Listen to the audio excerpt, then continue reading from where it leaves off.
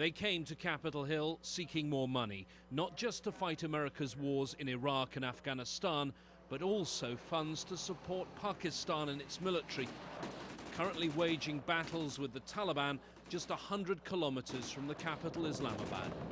There is a growing awareness in Islamabad and in Pakistan that this is a threat to them. And I would just use the analogy, you know, the United States was first attacked by Al-Qaeda in 1993.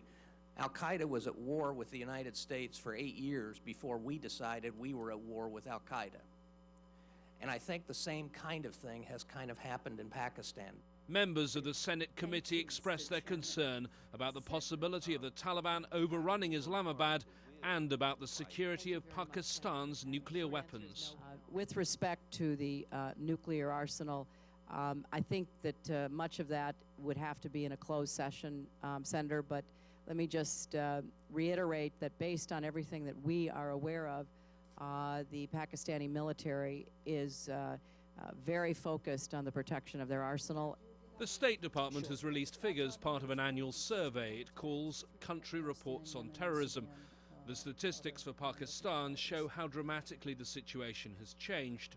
In the federally administered tribal areas in 2007, there were 61 incidents which the State Department defines as terrorist attacks. Last year, that shot up to 321. In the Northwest Frontier Province, just 28 attacks in 2007 and 870 last year.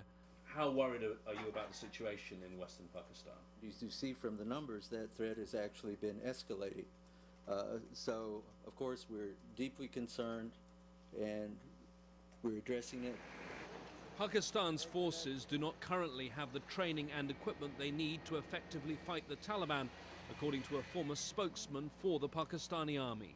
Pakistan security forces have the will to fight these militants because they now realize that this is their own problem.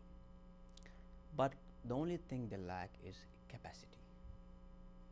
And it would be, ideal if the United States trained the Pakistani security forces. Pakistan is highly unlikely to allow its forces to be trained by US soldiers on its soil.